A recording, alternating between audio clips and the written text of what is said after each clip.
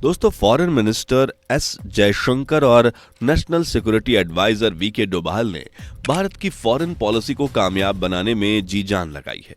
अगर आज भारत के अपने पड़ोसी देशों के साथ बेहतरीन रिश्ते हैं और चीन के साथ वो बराबर के प्लेटफॉर्म को साझा कर रहा है, तो इसके पीछे बहुत हद तक एस जयशंकर और डोभाल का भी हाथ रहा है। दोनों का ही जीवन ऐसी कहानियों से भरा पड़ा है जो किसी को भी दांतों तले उंगली दबाने को मजबूर कर सकती हैं। लेकिन दोनों में से चीन विवाद को कौन बेहतर तरीके से सुलझा पाया है और दोनों में कौन बेहतर है, आज अपने चैनल द थर्ड आई में हम इसी पर बात करेंगे।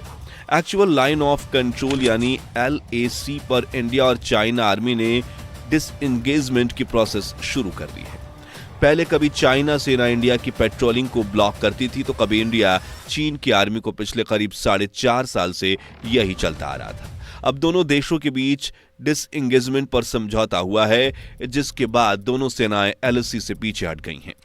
इनमें काफी अहम रोल विदेश मंत्री एस जयशंकर का रहा है। दरअसल दोस्तों, वीके डोभाल एक पुलिस मैन स्पाई रहे हैं। वो चीजों को लॉ एंड ऑर्डर की नजर से ज्यादा देखते हैं। वे एट द मोमेंट चीजों को बेहतर तरीके से मैनेज कर लेते हैं। वहीं एस जयशंकर का विजन दूर तक का है। वे एक डिप्लोमेट हैं, चीन समेत अलग अलग देशों की एम्बेसीज में काम कर चुके हैं और इसी नजरिए से देश के लिए लॉन्ग टर्म तक सोच पाते हैं। इंडो अमेरिका न्यूक्लियर डील का सक्सेसफुल हो पाना उनकी एक बड़ी कामयाबी थी, जिसमें उनकी सोच और विजन झलकता है। एक ऐसे प्लेटफॉर्म पर जहां दुनिया की महाशक्ति माने जाने वाले चीन के साथ ही रूस, जापान जैसे देशों के टॉप रिप्रेजेंटेटिव हो, वहां एस जयशंकर एक क्लियर और वास्ट विजन वाला डिप्लोमेट ही देश की चाहतों, जरूरतों और हितों के नजरिए से समझौते कराने में कामयाब हो सकता है। एस जयशंकर अभी तक इसमें खरे उतरे हैं। दोनों लोगों की और बेहतर तुलना करने के लिए ऐसे में हमें उनके बारे में शुरू से जानना समझना जरूरी है। तो आइए अब इन दोनों लोगों के बारे में गहराई से जान लेते हैं। दोस्तों, पहले बात करते हैं वीके डोभाल की। वीके डोभाल का जन्म 20 जनवरी 1945 को उत्तराखंड के गढ़वाल रीजन स्थित पौड़ी जिले में हुआ था, जिनकी शुरुआती शिक्षा राजस्थान स्थित अजमेर के अजमेर मिलिट्री स्कूल में हुई। वे बचपन से ही काफी निडर और बहादुर किस्म के थे। 1967 में उन्होंने आगरा यूनिवर्सिटी से इकोनॉमिक्स में मास्टर डिग्री हासिल की। पढ़ाई पूरी करने के बाद उन्होंने 1968 में इंडियन पुलिस सर्विस यानी IPS ज्वाइन किया। उन्हें केरल कैडर मिला। इसके ठीक 4 साल बाद सन 1972 में वो इंडिया की जासूसी agency research and analysis wing raw से जुड़े। दोस्तों, रॉ में रहते हुए उन्होंने ऐसे ऐसे कारनामे किए जिन पर कोई आसानी से विश्वास नहीं कर सकता। वे एक दो नहीं बल्कि पूरे 7 साल तक पाकिस्तान में अंडर कवर एजेंट बनकर रहे। वहां वे एक मुस्लिम के वेश में रहते थे, वो भी 6 साल तक इस्लामाबाद हाई कमीशन में बतौर अफसर। हैरत की बात तो यह है कि किसी को उनके जासूस होने की भनक तक नहीं लगी। इसके बाद से ही उन्हें इंडिया का जेम्स बॉन्ड पुकारा जाने लगा। पंजाब में 1984 में ऑपरेशन ब्लू स्टार हो चुका था। इसके बाद 80 के दशक में आखिर में सिख आतंकियों को गोल्डन टेम्पल से बाहर करने के लिए ब्लैक कैट और BSF कमांडोज की हेल्प से चलाए जा रहे ऑपरेशन ब्लैक थंडर में भी उनका इंपॉर्टेंट रोल रहा। 24 दिसंबर 1919 को इंडियन एयरलाइंस की फ्लाइट IC 814 को आतंकवादियों द्वारा हाईजैक कर लिया गया, जिसमें क्रू मेंबर समेत 191 लोग सवार थे।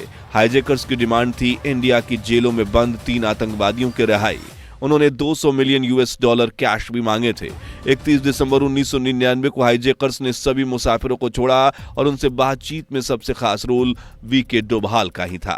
उनकी बहादुरी को देखते हुए उन्हें 1988 में कीर्ति चक्र प्रदान किया गया। सन 2003 में जम्मू कश्मीर में मारे गए अलगाववादी आतंकी मोहम्मद यूसुफ पारे उर्फ कुक्का पारे को सरेंडर के लिए तैयार करने में भी वीके डोभाल के खास रोल रहे हैं।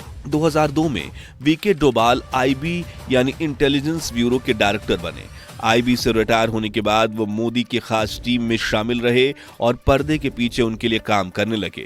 उन्हें संघ की भी खासा पसंदीदा माना जाता है। 2014 में नरेंद्र मोदी सरकार के केंद्र में सत्ता में आने के बाद उन्हें नेशनल सिक्योरिटी एडवाइजर की इंपॉर्टेंट पोस्ट मिली, लेकिन इसके तुरंत बाद उनके जिम्मे में एक बड़ी जिम्मेदारी आ गई। बेहद खतरनाक और क्रूर माने जाने वाली Islamic state of Iraq and Syria यानी ISIS से 40 इंडियन नर्सेस को बंधक बना लिया और उन्हें करीब 23 दिन तक अपनी कैद में रखा।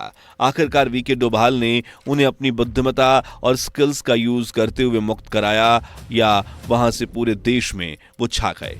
डोभाल यहीं नहीं थमे। सन 2015 में उन्होंने नाग शांति समझौता कराया।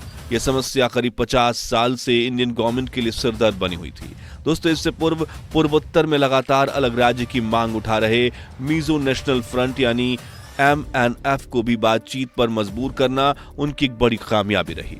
दोस्तों, आइए अब फॉरेन मिनिस्टर एस जयशंकर की बात कर लेते हैं।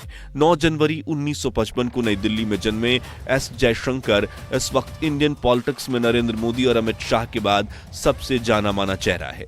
नई दिल्ली स्थित एयरफोर्स और मिलिट्री स्कूल से पढ़ाई करने के बाद उन्होंने दिल्ली यूनिवर्सिटी से सेंट स्टीफन कॉलेज से ग्रेजुएशन किया। इसके बाद जयशंकर ने पॉलिटिकल साइंस में पोस्ट ग्रेजुएशन करने के साथ ही जवाहरलाल नेहरू यूनिवर्सिटी यानी JNU से इंटरनेशनल रिलेशंस में PhD भी हासिल की। अपने भाई विजय कुमार से प्रेरित होकर एस जयशंकर ने भी UPSC का एग्जाम दिया और पास होकर फॉरेन सर्विस ज्वाइन की। एस जयशंकर का प्रोफाइल बहुत बेहतर है। वे 2015 से लेकर 2018 तक USA, चीन और चेक गणराज्य में भी एम्बेसडर रहे। सिंगापुर में हाई कमिश्नर रहे और इसके अलावा उन्होंने मॉस्को, कोलंबो और टोक्यो स्थित एम्बेसीज में काम किया है। वे विदेश मंत्रालय और राष्ट्रपति सचिवालय में भी रहे। उनकी योग्यता को देखते हुए टाटा सन्स प्राइवेट लिमिटेड ने उन्हें ग्लोबल अफेयर्स का चेयरमैन भी बनाया। गुजरात से पार्लियामेंट में राज्यसभा के सदस्य एस जयशंकर इस समय विदेश मंत्री हैं। 2019 में पद्मश्री हासिल करने वाले एस जयशंकर ने the India stories for uncertain world 2020, why Bharat matters जैसी 2 बेस्ट सेलिंग किताबें भी लिखी हैं। दोस्तों, अब हम ये बात कर रहे हैं कि एस जयशंकर और वीके डोभाल में कौन बेहतर है, तो ये जान लीजिए कि दोनों ही लोग प्रधानमंत्री नरेंद्र मोदी के करीबी हैं। IB से रिटायर होने के बाद से ही वीके डोभाल पर्दे के पीछे से मोदी जी के लिए काम करते हैं। वे राष्ट्रीय स्वयंसेवक संघ यानी RSS के भी काफी प्रिय हैं। वहीं एस जयशंकर पीछे नहीं हैं, वे मोदी जी के प्रिय लोगों में से एक हैं। उन्हें मिसाइल ऑफ मोदी कहा जाता है और बहुत से लोग उन्हें प्रधानमंत्री नरेंद्र मोदी के बाद भविष्य का प्रधानमंत्री भी मानते हैं। हालांकि कुछ लोगों की नजर में वीके डोभाल काफी सफल रह सकते हैं। दोस्तों, आपका क्या मानना है?